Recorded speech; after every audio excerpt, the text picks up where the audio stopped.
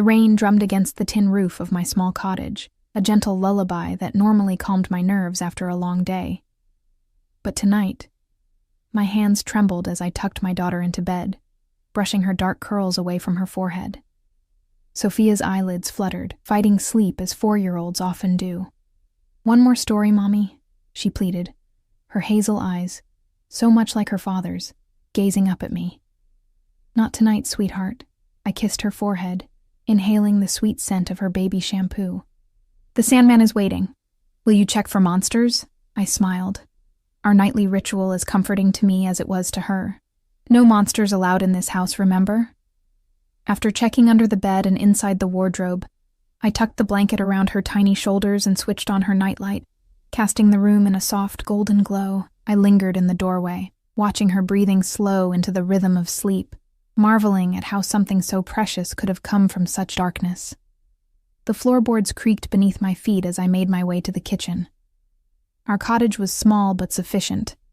One bedroom for Sophia, another for me, a bathroom with temperamental plumbing, and a kitchen that opened into a modest living area. It wasn't much, but here in this remote village nestled in the mountains, it was home. Safe. Anonymous. I poured myself a glass of cheap red wine and sank into the worn armchair by the window, gazing out at the darkness. The village lights twinkled in the distance, most homes already dark at this hour. Everyone knew everyone here, or rather, they knew the version of me I'd carefully constructed. Emma Wilson, single mother, freelance translator, a quiet woman with a mysterious past that the locals had long since stopped trying to unravel. None of them knew I had once been Alessandra Ricci, wife of Dominic Castellano, the most feared man in Chicago. My finger traced the faint scar along my collarbone, a souvenir from my previous life. 5 years had passed since I'd fled in the dead of night, leaving behind luxury and terror in equal measure. 5 years of looking over my shoulder, of jumping at shadows, of building a life piece by fragile piece. 5 years of keeping Sophia's secret from her father. Lightning flashed, illuminating the rain-slicked road that wound through the village. For a moment, I thought I saw headlights in the distance, and my heart lurched painfully against my ribs. But it was nothing. Just my paranoia playing tricks again. I sipped my wine, trying to steady my nerves. Tomorrow was Thursday, which meant opening the small bookshop I managed in the village, a quiet day of arranging displays and helping the occasional tourist find a vacation read. Simple, safe. Boring, even. Exactly what I needed. The storm grew more intense, rain lashing against the windows as if demanding entry. I was about to draw the curtains when I saw it. The unmistakable gleam of headlights cutting through the darkness, moving slowly up the hill toward my isolated cottage. My wineglass slipped from my fingers, shattering against the wooden floor. Red liquid pooled like blood at my feet, but I couldn't move, couldn't breathe. No one came here. Not at this hour. Not in this weather. Not unless they were looking for someone. The vehicle, an expensive black SUV that looked grotesquely out of place in our humble village, pulled to a stop in front of my cottage. My throat closed as the driver's door opened, and a large man emerged, his face obscured by the rain and darkness. He opened the rear passenger door, and that's when I saw him. Even from this distance, even after 5 years, I would recognize that silhouette anywhere. The broad shoulders, the confident stance, the way he paused to button his suit jacket before stepping into the rain, disdainful of the elements that would dare touch him. Dominic. My legs gave out, and I collapsed back into the chair. How had he found me after all this time? I'd been so careful, changing my name, my appearance, moving across an ocean to this tiny village where no one would think to look for the runaway wife of a Mafia boss. Yet here he was, walking up the stone path to my door, flanked by his ever-present shadow, Marco, his most trusted lieutenant and bodyguard, the same man who had taught me to shoot a gun, just in case, the same man who had looked the other way when I fled. I had seconds to decide, wake Sophia and run out the back. There was nowhere to go in this storm, nowhere to hide in a village this small. Fight? Laughable. The knife block was across the room, and what good would a kitchen knife do against men who had survived countless assassination attempts? The knock came. 3 sharp raps that seemed to echo through my bones, authoritative, familiar, dangerous. I stood on shaky legs, smoothing down my faded jeans and oversized sweater, suddenly acutely aware of how different I looked from the polished, expensively dressed woman he'd last seen. My once long black hair was now cut in a practical bob and dyed a nondescript brown. I'd lost weight, the softness of wealth replaced by the leanness of a working mother's life. Another knock, more insistent this time. If I didn't answer, he would break down the door. Dominic Castellano wasn't a man accustomed to being kept waiting. Wiping my sweaty palms on my jeans, I moved toward the door, careful to avoid the broken glass. Each step felt like walking through concrete. I unlocked the door with trembling fingers, but kept the chain fastened, a futile gesture of defiance. When I pulled the door open those few inches the chain would allow, the scent hit me first. Expensive cologne mingled with the earthy smell of rain, a combination that catapulted me back 5 years to another life. Then I saw his face, and my world tilted. Dominic looked older, the fine lines around his eyes more pronounced, a touch of silver at his temples that hadn't been there before. But his eyes, those hazel eyes that could shift from warmth to ice in seconds, were exactly the same, now widening slightly as they took in my transformed appearance. Alessandra. My real name in his voice sent shivers down my spine. Low, controlled, with that slight Italian accent that became more pronounced when he was angry. And he was angry now. I could see it in the rigid set of his jaw, the whiteness of his knuckles as he gripped the doorframe. "What are you doing here?" My voice emerged as a whisper, nearly lost in the sound of the rain. 5 years, he said softly, dangerously. 5 years of searching, and I find you hiding in this. He glanced around with undisguised disdain. This shack in the middle of nowhere. How did you find me? A cold smile curved his lips. You used your mother's maiden name, sloppy cara mia. I taught you better than that. Stupid, stupid mistake. But I'd been desperate when I'd created my new identity, and Wilson had felt safe, common enough to blend in. I hadn't counted on Dominic's relentlessness, his resources, his refusal to let go of what he considered his. "What do you want?" I asked, though I already knew. Dominic hadn't come all this way for closure. "Open the door, Alessandra," not a request. Never a request with him. "No." I gripped the door tighter. "Whatever you came to say, you can say it like this." His eyes narrowed, and I saw the muscle in his jaw tick. The warning sign I'd learned to recognize during our marriage. 5 years ago, you disappeared in the middle of the night. No note, no explanation. Just gone, along with $2 million from my private account. His voice remained eerily calm. "Now, I've found you living in poverty in this godforsaken village. I think that earns me a proper conversation, don't you?" I swallowed hard. The money. Of course he would mention the money first. I needed it to start over. $2 million to live like this? His eyebrow arched in disbelief as he gestured to my modest home. "Where's the rest of it, Alessandra?" "Safe," I said, lifting my chin. "Insurance." Something dangerous flashed in his eyes. "Open the door. Now." "Mom?" A small voice behind me turned my blood to ice. "Who are you talking to?" I whirled around to see Sophia standing in the hallway, rubbing her eyes sleepily, her dark curls tousled from sleep. Her favorite stuffed rabbit dangled from one hand, dragging on the floor behind her. "Go back to bed, sweetie," I said, trying to keep the panic from my voice. "It's just a friend of Mommy's." But it was too late. Dominic had heard her, had seen the flash of fear in my eyes. I turned back to find him staring through the gap in the door, his expression frozen in shock as he caught sight of the little girl behind me. "Move aside," he said, his voice so quiet I barely heard it over the rain. "Dominic, please. Move. Aside." Each word was enunciated with deadly precision. With a resigned sigh, I closed the door, unlatched the chain, and opened it again. There was no point in resistance now. Dominic stepped inside, rainwater dripping from his expensive wool coat onto my worn wooden floors. Marco remained outside, taking position by the door, his broad back to us as he scanned the surrounding darkness, ever the vigilant protector. Dominic's focus was entirely on Sophia, who stared up at him with curious eyes.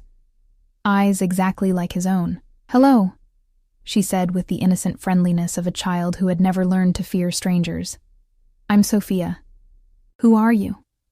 I watched as Dominic's expression transformed, the cold anger melting into something I couldn't quite read. He lowered himself to one knee, bringing himself to Sophia's level. A gesture so uncharacteristic of the man who towered over business associates and enemies alike that it left me momentarily stunned. "Hello, Sophia," he said, his voice gentler than I'd ever heard it. "My name is Dominic. I'm an old friend of your mother's." She tilted her head, studying him with the serious concentration only children can muster. "You talk funny." A smile, a real smile, not the cold, calculating one I was accustomed to, briefly touched his lips. "I'm from Italy. Do you know where that is?" She nodded eagerly. "Mommy showed me on the map. It looks like a boot." "That's right."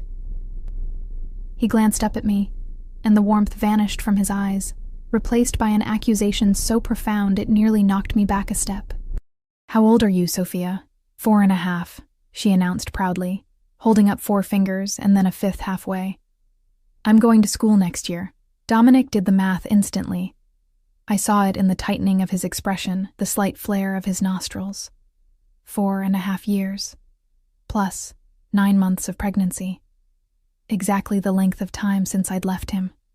"Sophia," I said, finding my voice at last. "It's very late. Go back to bed, please. But I want to talk to Mr. Dominic," she protested, clutching her rabbit tighter. "Tomorrow," I promised, though the word tasted like ash in my mouth. Right now, little girls need their sleep. With a dramatic sigh that only preschoolers can perfect, she turned toward her bedroom, then paused and looked back at Dominic. "Will you still be here tomorrow?" Dominic's eyes never left mine as he answered her. "Yes, Piccola. I'm not going anywhere." The threat in those words was unmistakable. I ushered Sophia back to bed, tucking her in with trembling hands and promising that yes, her new friend would be there in the morning, and no, there was nothing to worry about. If only that were true. When I returned to the living room, Dominic had removed his wet coat and draped it over the back of a chair. He stood by the window, staring out at the rain, a glass of my cheap wine in his hand. The domesticity of the scene was jarring, like finding a wolf lounging on your sofa. "She has my eyes," he said without turning around. "My mother's curls." I said nothing. What could I possibly say? Were you ever going to tell me? Now he did turn, and the raw pain in his expression caught me off guard. Dominic Castellano didn't do vulnerability. He was made of harder stuff, ambition and calculation and ruthless pragmatism. "No," I admitted, seeing no point in lying now. "Why?" The question hung between us, loaded with 5 years of absence. I laughed, a hollow sound that scraped my throat. "Why? You really need to ask that question, Dominic?" "Yes." He set down the wineglass with deliberate care. "I need to hear you say it. Why did my wife steal $2 million from me, flee in the middle of the night, and hide my daughter from me for nearly 5 years?" "Because I was terrified." The words burst from me, louder than intended. I lowered my voice, conscious of Sophia sleeping nearby. "Because the night before I left, I watched you order a man's death over dinner. Over pasta, Dominic. You were twirling spaghetti around your fork while deciding how to dispose of someone who'd crossed you." He had the audacity to look confused. "That was business, Alessandra. It had nothing to do with us, with our family. It had everything to do with us, with the life I didn't want my child born into." Dominic's expression hardened, the brief vulnerability replaced by the cold, calculating look I remembered so well. He moved toward me with the fluid grace of a predator, and I fought the urge to step back. "So you decided," he said, his voice dangerously soft, "that the best solution was to disappear with my unborn child, rather than talk to me? Rather than give me a chance to protect my family?" "Protect?" I wrapped my arms around myself, suddenly cold despite the warmth of the cottage. "You were the danger, Dominic. Your world, your business, your enemies. How many assassination attempts did you survive during our marriage? 3? 4? 5. He corrected automatically, then shook his head. "I kept you safe. Always." "But could you have kept her safe?" I gestured toward Sophia's bedroom. "A child needs stability, normalcy. Not bulletproof cars and bodyguards at her preschool. He moved closer, close enough that I could see the faint scar above his right eyebrow. A souvenir from the second attempt on his life, just months after our wedding. You had no right to make that decision alone. I had every right, I hissed. I'm her mother. And I'm her father. His voice rose slightly before he caught himself, glancing toward Sophia's room. When he continued, it was barely above a whisper. A father you denied the chance to even know existed. The guilt I'd buried for years surged up, threatening to choke me. I turned away, unable to bear the accusation in his eyes. The money, he said after a moment. Where is it? In a trust for Sophia, for her education, her future. I looked back at him, chin lifted. I haven't touched a cent for myself. Something like respect flickered across his face. Always practical, my Alessandra. I'm not yours anymore, I reminded him, though the words felt hollow even to my own ears. No? He reached out, tucking a strand of hair behind my ear, his fingers lingering against my cheek. I hated how my body remembered him, how I had to fight the instinct to lean into his touch. Then why did you keep my name for her? Sophia Castellano, not Wilson. Not whatever fiction you've been living. I stepped away from his touch. Her birth certificate says Wilson. But that's not what you call her, is it? His knowing smile told me he'd already confirmed this somehow. Not in private.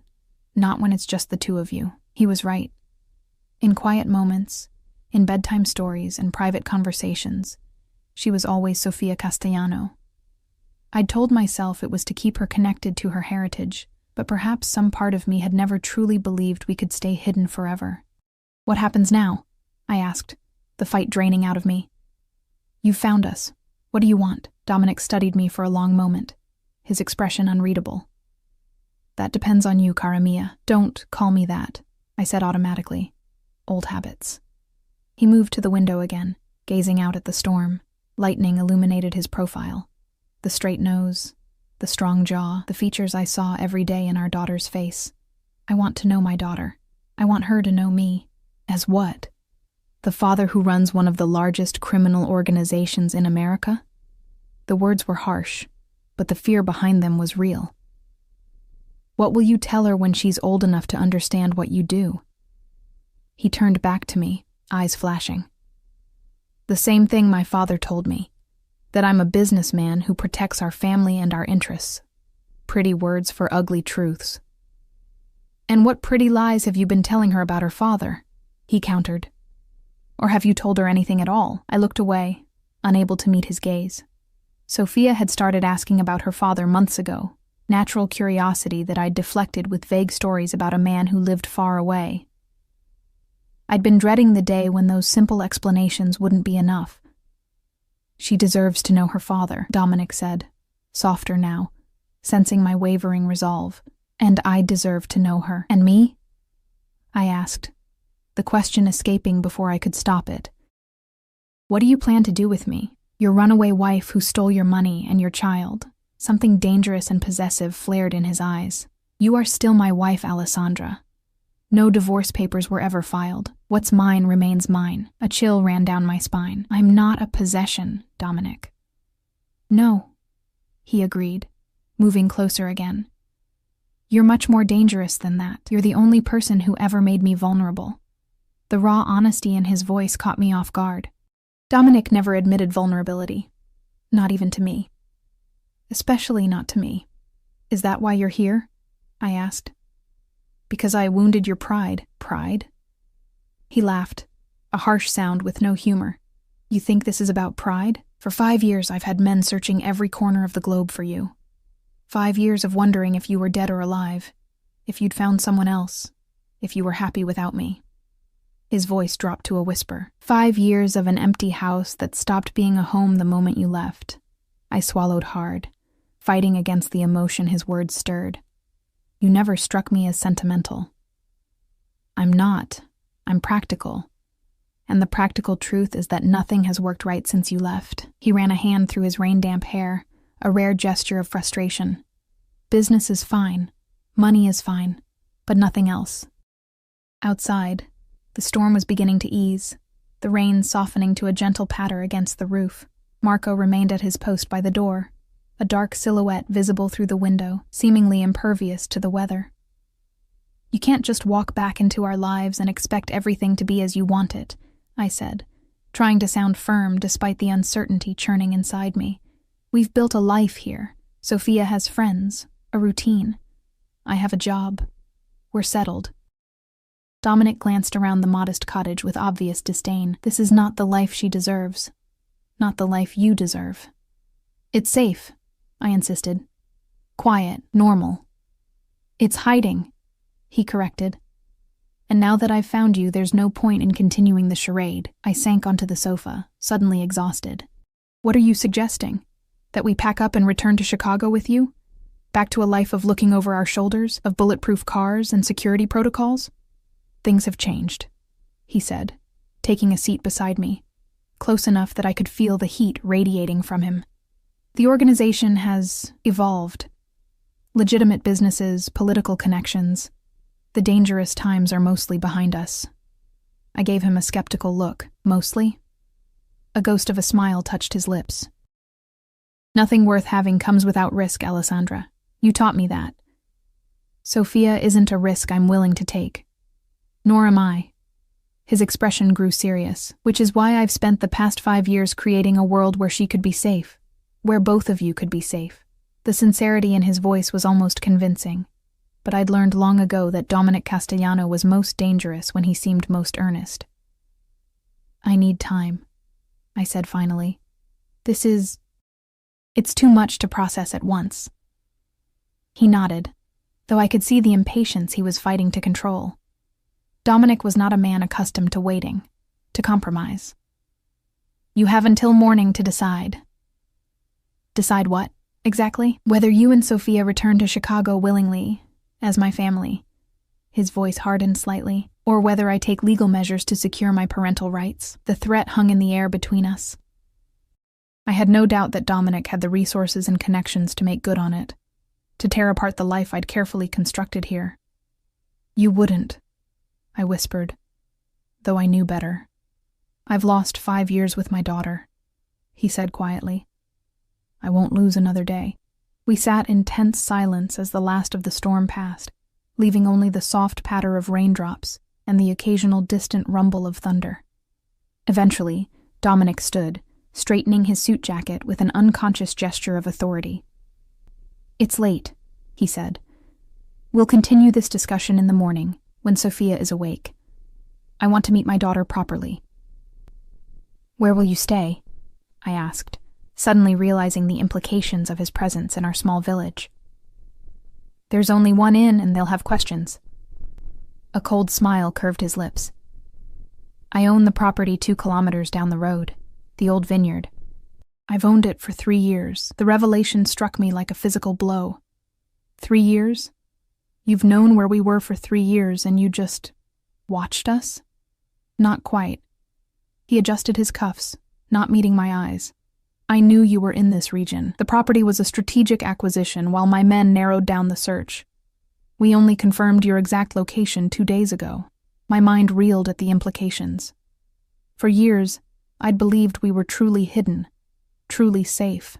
But Dominic had been closing in all along, patient as a spider weaving its web. "I'll send a car for you both at 9 tomorrow morning," he said.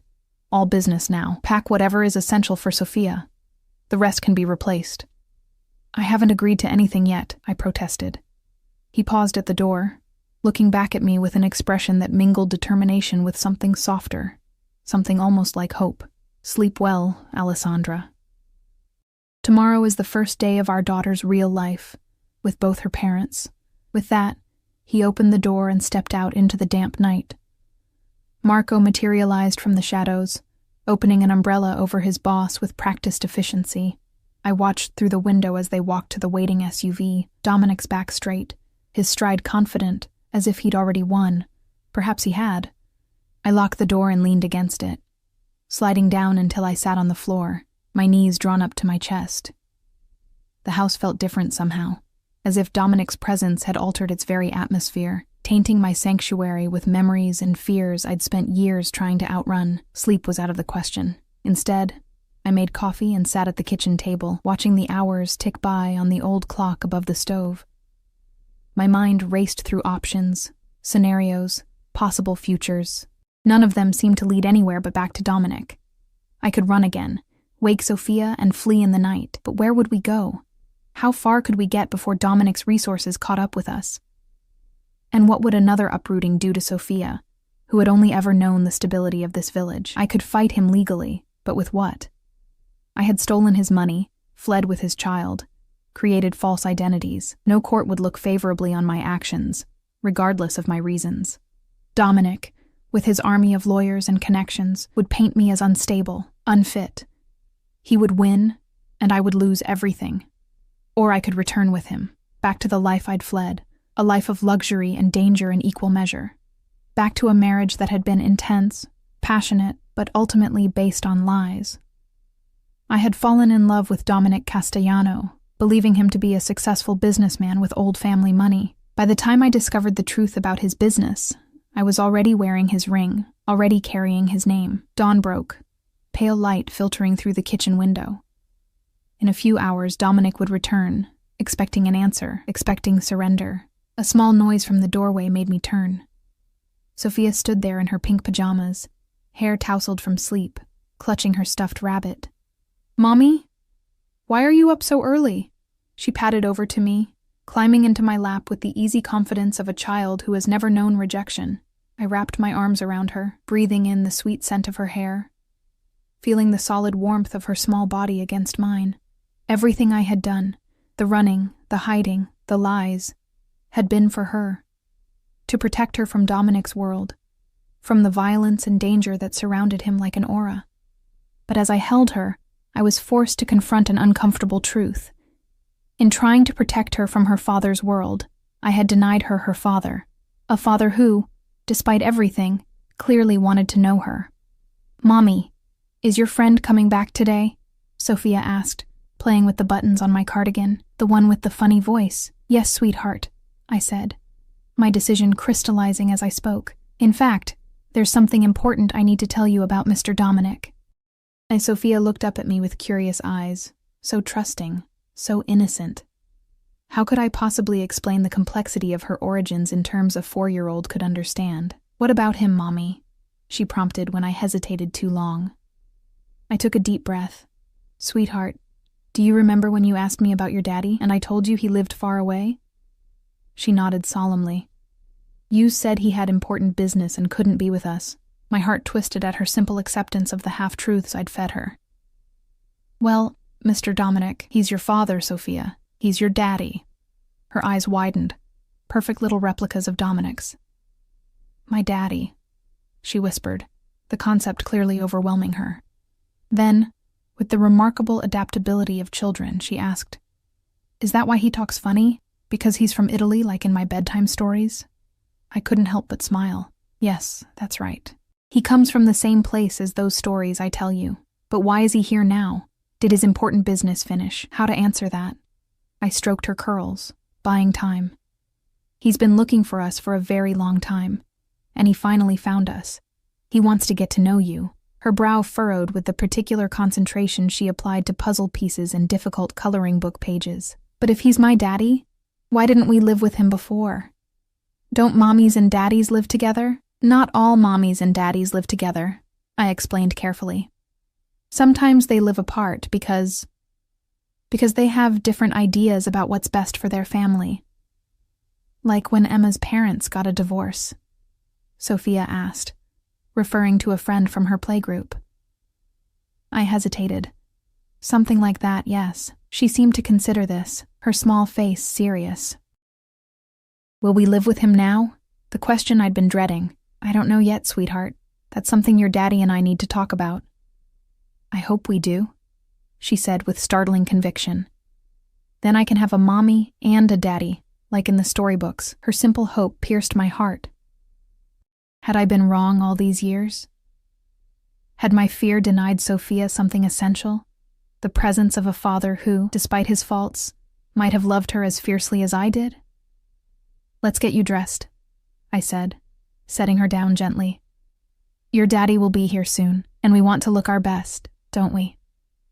As I helped Sophia into her favorite blue dress and brushed her unruly curls, my mind continued to race. Whatever I decided, I needed to ensure Sophia's well-being remained the priority. If, and it was still a big if, I agreed to return to Chicago with Dominic, there would need to be conditions, guarantees of safety. The sound of a car approaching pulled me from my thoughts. A glance at the clock confirmed it was barely 8, an hour before Dominic had said he'd send a car. Looking out the window, I saw not the sleek black SUV from last night, but a more modest sedan. Relief flooded through me as I recognized Elena's ancient Fiat. Elena had been my first friend in the village, the owner of the bookshop where I worked, a widow in her 50s with kind eyes and a no-nonsense attitude. She had taken me in when I arrived 5 years ago, visibly pregnant and clearly running from something.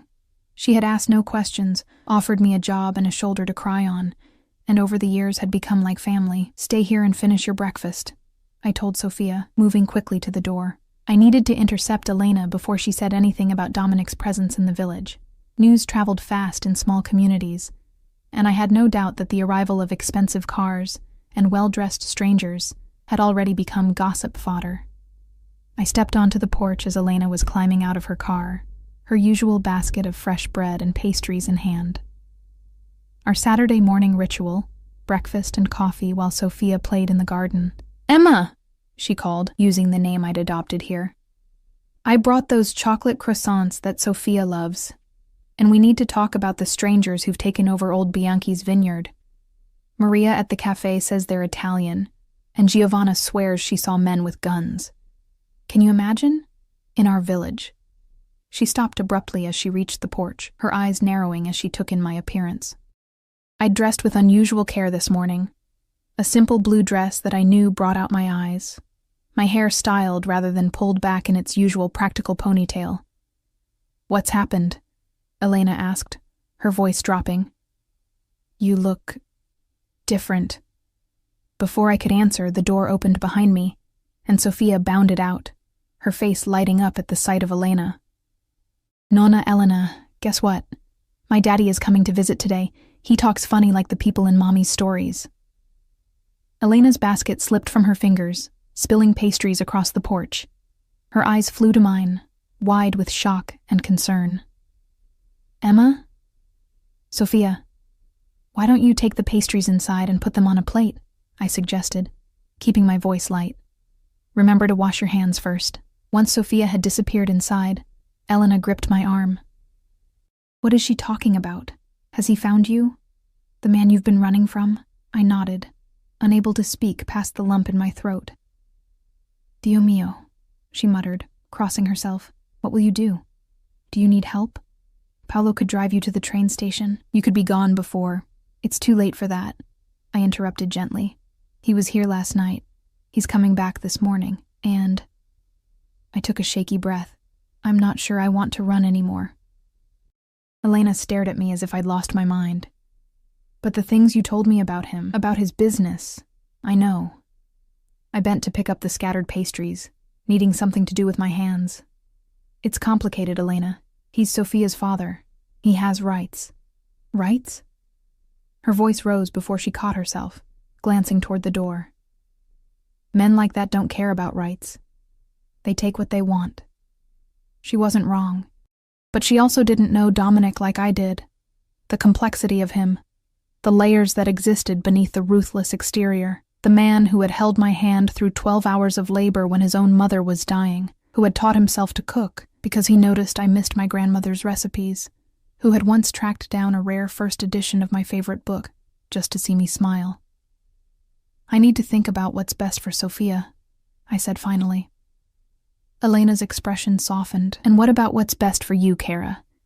You've spent 5 years building a life here, finding peace. Can you really go back to that other world?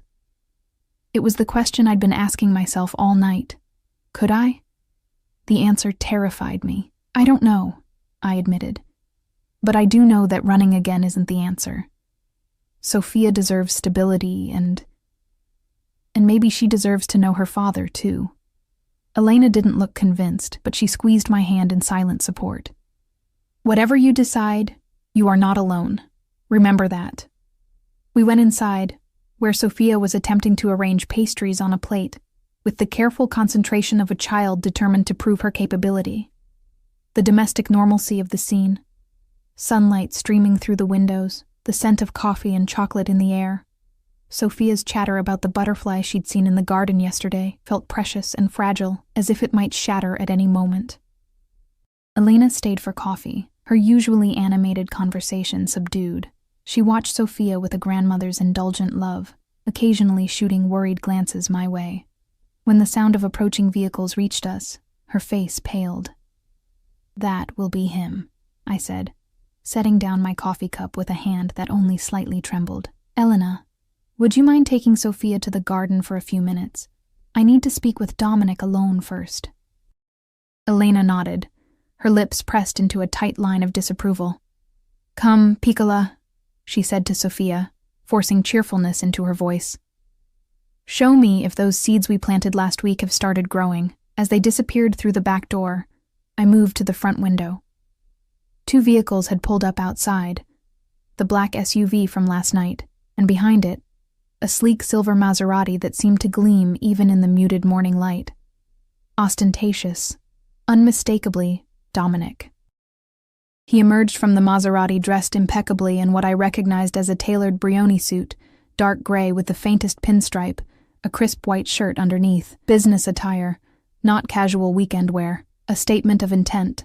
Marco and another man I didn't recognize exited the SUV, taking up positions that gave them clear sightlines to the surrounding area.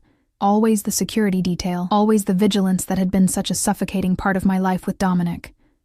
I opened the door before he could knock, needing to maintain whatever small sense of control I could. "You're early." Dominic's eyes swept over me, lingering on the dress, the styled hair. A slight smile curved his lips. "You're expecting me?" "Yes." I stepped aside to let him enter. "Sophia knows you're her father," I told her this morning. He stilled, something vulnerable flashing across his face. "What did she say?" "She's for Dominic. She asked if you talk funny because you're from Italy, and if we'll be living with you now because mommies and daddies are supposed to live together." "And what did you tell her?" he asked, his voice carefully neutral. "That I don't know yet, that we need to talk about it." I gestured toward the living room, which is why I asked Elena to take her to the garden for a few minutes, so we can establish some ground rules before you see her again. A flicker of irritation crossed his features. Dominic Castellano did not respond well to rules imposed by others, but he nodded and followed me to the living room. He didn't sit, instead moving to the window that overlooked the back garden, where Sophia was crouched beside Elena, examining something in the soil. "She likes to garden?" he asked, his voice softening as he watched his daughter. "She loves it. Anything to do with nature, really. She collects leaves and interesting stones, rescues earthworms from the sidewalk after it rains. She has your compassion," he murmured, still watching Sophia. "And your curiosity," I found myself adding. "She never stops asking questions. Always wants to understand how things work, why things are the way they are." Dominic turned from the window, his expression unreadable. "You said you wanted to establish rules. Go ahead." I took a deep breath, gathering my courage. "If, and I stress if, I agree to return to Chicago with you, I need guarantees. Sophia's safety comes first. Always. No exceptions." "That goes without saying." "It needs to be said explicitly," I insisted. "No business discussions in the house, no weapons where she might find them, no dangerous people anywhere near her." He inclined his head in agreement. "What else?" "We present a united front to her. Whatever issues exist between us, we don't involve her." "Agreed. I have full say in her education, her activities, her daily routine." A slight frown creased his brow. "Within reason. I expect to have input as her father." "Fine. Within reason." I clasped my hands to stop them from trembling. "And one more thing. The most important thing. If at any point I feel that she's in danger because of your business, I reserve the right to leave with her, immediately and without interference from you." His expression hardened. "Unacceptable. Non-negotiable." I countered. We stared at each other, the familiar battle of wills that had characterized so much of our marriage. Finally, he spoke, his voice low and intense. I will give you my word that if a genuine threat to Sophia emerges, I will personally ensure both of you are taken somewhere safe until the threat is neutralized. But you will not disappear with my daughter again, Alessandra. Not ever. It wasn't exactly what I wanted, but it was probably the best I would get. And what about us? What exactly are you expecting if I agree to return? Something flickered in his eyes. Desire, possession, but also uncertainty. Dominic Castellano, uncertain. It was almost unthinkable. You're my wife, he said simply. On paper only, I reminded him. 5 years is a long time, Dominic. We're different people now. Are we? He moved closer, close enough that I could smell his cologne, feel the heat radiating from him. Different enough that you don't remember what it was like between us? Different enough that you don't feel it even now? My body's immediate response to his proximity answered that question. But I forced myself to step back. Physical attraction isn't enough to build a life on. It never was. No, he agreed, surprising me. But it's a starting point. The rest. Perhaps we can rediscover it, or create something new. Before I could respond, the back door burst open, and Sophia came racing in, Elena following behind with an apologetic expression. Sorry, she mouthed to me. She saw him through the window. But I barely registered Elena's words, transfixed by the sight of Sophia skidding to a halt in front of Dominic, her eyes wide with excitement and trepidation. Are you really my daddy? She asked, staring up at him with naked hope on her small face. Dominic, the man who commanded respect with a glance, who could reduce hardened criminals to stammering with a single cold smile, seemed momentarily at a loss for words. Slowly, he knelt down to her level, just as he had last night. Yes, Piccola, he said softly. I am your daddy. For a moment, Sophia simply stared at Dominic, absorbing this confirmation of her world's sudden expansion. Then, with the impulsive trust of childhood, she threw her arms around his neck. I watched as Dominic froze, clearly caught off guard by this unrestrained show of affection. After a heartbeat of hesitation, his arms came up to encircle her tiny frame, holding her with a gentleness I'd rarely seen from him. His eyes closed briefly, and when he opened them again, they met mine over Sophia's head. The raw emotion there, a mixture of wonder, gratitude, and something that looked almost like fear, struck me to my core. I always wanted a daddy, Sophia announced, pulling back to examine Dominic's face with frank curiosity. Mommy said you were doing important business, but I wished you would visit. Dominic's throat worked as he swallowed. I wish I could have visited sooner, Piccola. I've been looking for you and your mommy for a very long time. Why couldn't you find us? She asked, her head tilting in that characteristic way when she was puzzling something out. Didn't you know where we lived? I tensed, waiting to see how Dominic would navigate this potential minefield. Would he throw me under the bus, tell our daughter that her mother had deliberately hidden her from him? But Dominic surprised me. Sometimes, Sophia, grown-ups make complicated decisions because they think they're doing what's best. Your mommy wanted to keep you safe, and I wasn't able to find you until now. But what matters is that we're together now. Yes? Relief flooded through me at his diplomatic response. Sophia, however, wasn't entirely satisfied. But why did Mommy think we needed to be safe from you? Are you dangerous? Elena made a small choking sound from the doorway, and I shot her a warning glance. Dominic's face remained impressively neutral as he considered his answer. I would never harm you or your mother, Sophia. Never. But my work. Sometimes it can bring complicated situations. He looked up at me, as if seeking guidance on how much to reveal. Your father is a very important businessman, I interjected, deciding to maintain the simplification we'd agreed upon. Sometimes important people have to be extra careful. Like princesses with bodyguards in stories? Sophia asked, her imagination making the leap to the fairy tales she loved. Dominic's lips quirked in a half-smile. Something like that. Are you rich? Do you have a castle? This time he did laugh, the sound rusty as if long unused. Not a castle, Piccola, but a big house with a garden much larger than this one, and a pool. Her eyes widened. A swimming pool? Like at the hotel we visited last summer? Even bigger, he promised, and it would be yours to swim in whenever you want. I cleared my throat, not wanting Dominic to win her over with material promises. Sophia, why don't you show your father your collection of special stones, the ones on your windowsill? She brightened at the suggestion. Yes. I have the prettiest one that looks like it has stars inside. She grabbed Dominic's hand, tugging him toward her bedroom with the casual entitlement of a child who had never been denied. Come see. Dominic allowed himself to be led away, throwing me one last look over his shoulder, part triumph, part genuine gratitude. Once they were out of earshot, Elena gripped my arm. Emma, what are you doing? You can't seriously be considering going with him. I sank onto the sofa, suddenly exhausted despite the early hour. Look at them, Elena. She's known him for 5 minutes, and already she's looking at him like he hung the moon. Children are easily impressed, Elena said dismissively, especially by men with swimming pools and castles. It's not just that, I said, watching as Sophia's excited chatter filtered back to us from her bedroom. She needs a father. She's been asking about him more and more lately, and he seems to genuinely want to be in her life. Men like him always want what they can't have, Elena muttered darkly. Once he has you both back under his control, who knows what will happen. I couldn't deny the fear underlying her words mirrored my own doubts. But there was something else, too. Something I was reluctant to admit even to myself. Part of me had never stopped loving Dominic, despite everything.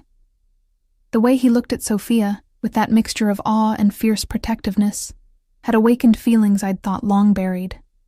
I have conditions, I told Elena. Guarantees for Sophia's safety. And if things don't work out, well, I've started over once. I can do it again if necessary. Elena didn't look convinced, but she squeezed my hand. You know I'll help however I can. Whether that means helping you pack or helping you hide again if it comes to that. I know, I said, grateful beyond words for her friendship. Thank you for everything, Elena, for giving me a job, a purpose, for being Sophia's Italian grandmother when she had no other family. Pa, you're family now, she said gruffly, blinking away suspicious moisture in her eyes. And family looks out for each other. Remember that, no matter where you go. From Sophia's room came the sound of delighted giggles, followed by Dominic's deeper laugh. The normalcy of it sent a pang through my heart. This is what might have been, if things had been different, if Dominic had been different. Elena left shortly after, extracting promises from me to call, to write, to let her know we were safe. As I walked her to the door, she pulled me into a fierce hug. Trust your instincts, she whispered. They kept you and Sophia safe for 5 years. Don't start doubting them now, I nodded, unable to speak past the lump in my throat. Elena had been my anchor in a turbulent sea, and leaving her behind felt like casting off my last line of safety. When I returned to the living room, Dominic and Sophia were coming out of her bedroom, hand in hand. Sophia clutched a small felt pouch that I recognized as her collection of special treasures. I showed Daddy all my stones and my butterfly wing and the blue feather I found last week, she announced proudly, and he said I could bring them all to our new house and he'll get me a special shelf to display them. I raised an eyebrow at Dominic. Did he now? That's presumptuous of him, since we haven't decided anything yet. Dominic had the grace to look slightly abashed. I may have gotten ahead of myself. Mommy, can we go see Daddy's house? Please? He says there are horses nearby. Sophia was practically vibrating with excitement, already won over by the promise of animals and adventure. I sighed, shooting Dominic an accusatory look. You're not playing fair. He shrugged, not bothering to deny it. I've lost 5 years with my daughter. I'm not above using any advantage I have. I need to talk to your father alone for a minute, I told Sophia. Why don't you go pack your favorite toys in your backpack, just in case we decide to visit his house today? She needed no further encouragement, rushing back to her room with the focused energy only a child can muster for an exciting task. That was manipulative, I said, once she was out of earshot. Promising her horses and swimming pools and special shelves, I offered her nothing I can't provide, Dominic countered, and nothing I wouldn't have given her all along had I known she existed. I couldn't argue with that, as much as I wanted to. She's excited now because it's new and you're essentially a fairy tale come to life, the mysterious father bearing gifts. But real life isn't a fairy tale, Dominic. What happens when she sees the reality of your world? She'll see a father who adores her and will move heaven and earth to keep her safe and happy. He moved closer, his voice softening. And a mother who was brave enough to do what she thought was right, even when it broke her heart. The unexpected understanding in his words caught me off guard. You think it broke my heart to leave? Didn't it? He reached out, his fingers lightly tracing the line of my jaw. It nearly destroyed me when you disappeared. I can't believe you walked away unscathed. I pulled back from his touch, unwilling to show how it still affected me. I did what I had to do to protect our child. And now I'm asking you to trust me to protect both of you. To come home, Alessandra. Not just for Sophia's sake, but for your own. For mine. His naked vulnerability was more persuasive than any argument or threat could have been. The Dominic I had known rarely showed weakness, rarely admitted to needing anyone. This was new territory. If I agree, I said slowly, we take it one day at a time. No promises beyond that. Hope flared in his eyes. Does that mean you're coming? It means I'm willing to try for Sophia's sake. I held up a hand when he started to speak. But my conditions still stand. Her safety comes first. Always. Always. He agreed without hesitation. And we don't rush things between us, I added. We may still be legally married, but in every way that matters, we're strangers now. Something like pain flickered across his face, but he nodded. Your terms are acceptable, for now. I'll need a few days to settle things here. To say proper goodbyes, to arrange for someone to take over the cottage lease. Already taken care of, Dominic interrupted smoothly. The cottage is paid off through the end of the year.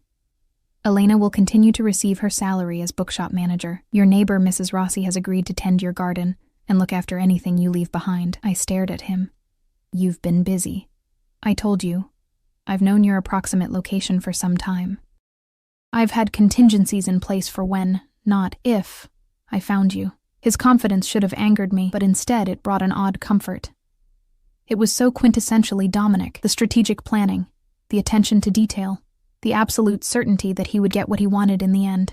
There's a jet waiting at the private airfield outside Milan, he continued. We can be home by tonight. Today? I hadn't expected things to move so quickly. That's too fast. I need time to process this, to prepare Sophia. She seems quite prepared to me, Dominic observed dryly, gesturing toward the hallway where Sophia had reappeared, struggling under the weight of a backpack nearly as large as she was. I packed Bunny and Rex and my fairy books and my special blanket and my rain boots, because Daddy said it might rain in Chicago sometimes, she announced breathlessly. Can we go now? Can we see the horses today? I looked from my daughter's excited face to Dominic's expectant one and realized I was outnumbered. Let me pack a few things, I said, surrendering to the inevitable. And we need to stop by Elena's to say a proper goodbye, Sophia cheered, doing a little dance of excitement. Dominic's expression was more subdued, but no less triumphant. The look of a man who had finally reclaimed what he considered his. As I moved toward my bedroom to pack, Dominic caught my arm gently. Thank you, he said quietly, his eyes sincere in a way I rarely remembered seeing. For giving us, this chance. I nodded, not trusting myself to speak. The mixture of emotions swirling through me was too complex to articulate. Fear and hope and resignation and, yes, a traitorous spark of the love I had never fully extinguished. In my bedroom, I packed quickly, taking only essentials and a few sentimental items. The first seashell Sophia had found on our trip to the coast, a pressed flower from Elena's garden, the worn copy of Jane Eyre that had been my constant companion since college. The life I had built here could be dismantled and packed away in less than 20 minutes. The thought was both liberating and deeply sad. When I emerged with my small suitcase, Dominic was sitting on the sofa with Sophia on his knee, listening with apparent fascination as she explained the intricacies of her preschool's social hierarchy. The domesticity of the scene struck me like a physical blow. This is what we might have had all along, had circumstances been different. Ready? Dominic asked, looking up. As I'll ever be, I replied. trying to sound more confident than I felt. The drive to Elena's was brief and tearful. My friend hugged Sophia fiercely, making her promise to call every week and to remember her Nonna Elena even in her fancy new life. To Dominic, she offered only a cool nod and a warning glance that promised retribution if he failed to keep us safe. He accepted it with surprising grace. As we drove away from the village that had been our sanctuary for 5 years, I felt Sophia's small hand slip into mine. "Are you sad, Mommy?" she asked, her perceptiveness sometimes startling for one so young. "A little," I admitted. "I'll miss Elena and our cottage and the bookshop." "But we'll have Daddy now," she said with the simple logic of childhood. "And a big garden and horses and a swimming pool." "Yes," I said, glancing at Dominic in the driver's seat, his profile strong against the backdrop of the mountain road.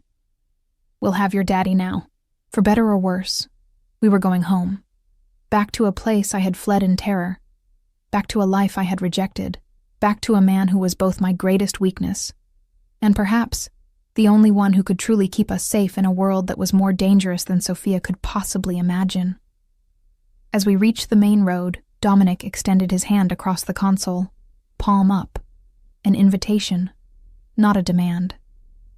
After a moment's hesitation, I placed my hand in his, feeling the familiar calluses, the strength that had once both protected and imprisoned me. "Trust me, Alessandra," he said softly, his eyes never leaving the road ahead. "Just once more." Against my better judgment, against the warning still echoing in my head, I found myself doing just that. The private jet gleamed in the afternoon sun, a sleek testament to Dominic's wealth and power. Sophia gasped as we approached, her eyes wide with wonder. "We're flying in that?" she squealed, bouncing on her toes. "It looks like the planes in my picture books." Dominic smiled down at her, genuine warmth transforming his usually stern features. "This is our family plane, Piccola, much more comfortable than the commercial flights you've taken with your mother." I bristled slightly at the implied criticism of the modest life I'd provided for Sophia, but held my tongue. This was no time to start an argument, not when our daughter was watching us so closely for any sign of discord. The pilot greeted Dominic with deferential respect, while Marco and 2 other security men efficiently loaded our meager luggage. As we boarded, I was struck by the opulent interior, all cream leather and polished wood, with fresh flowers in crystal vases and champagne chilling in a silver bucket. "This is like a flying house," Sophia declared, running from seat to seat, examining every button and compartment with delighted curiosity. "Careful, sweetheart," I cautioned as she pressed her face against a window. "Don't touch anything without asking first."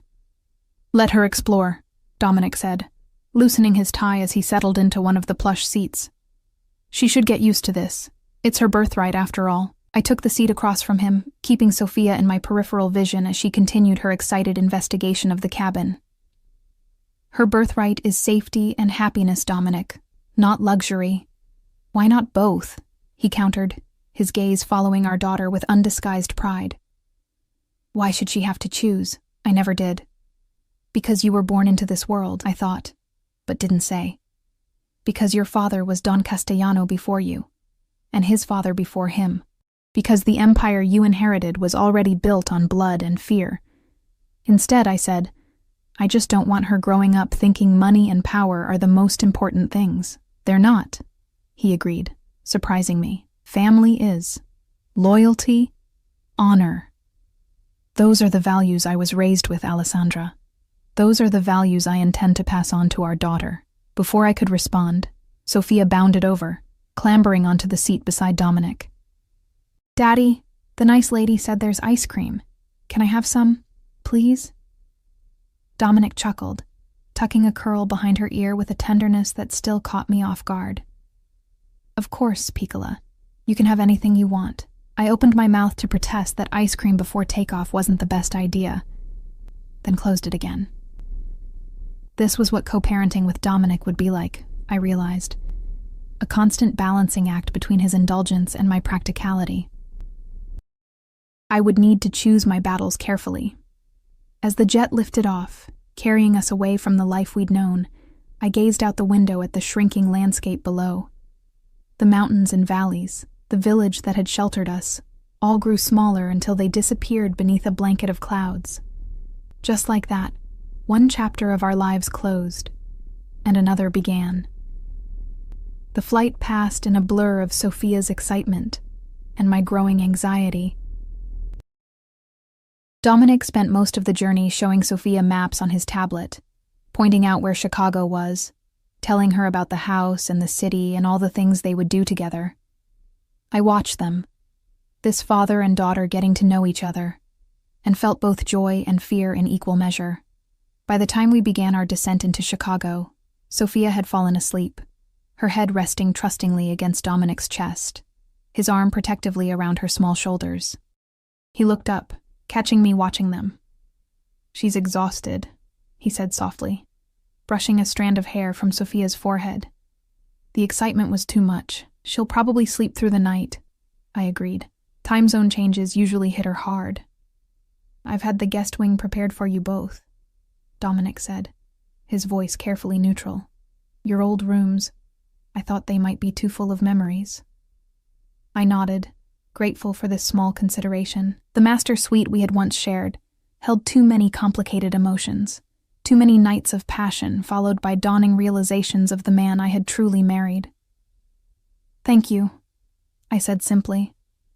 As the jet touched down, I felt the familiar knot of tension form in my stomach, the one that had been my constant companion during my marriage to Dominic. Chicago had never truly felt like home to me, always more like a beautiful prison where I was watched, protected, and ultimately controlled.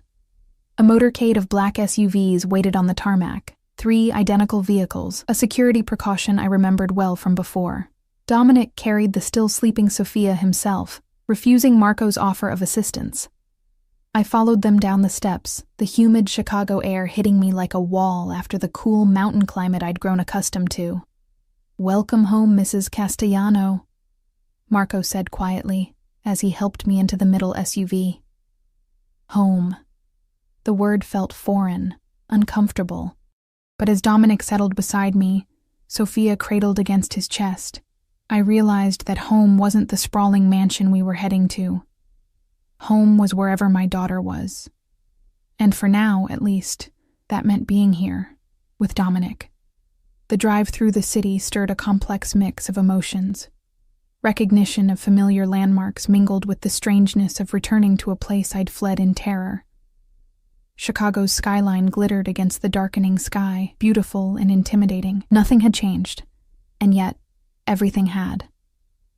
We passed through the wrought iron gates of the Castellano estate in the exclusive North Shore area, the familiar drive lined with ancient oaks leading up to the imposing limestone mansion.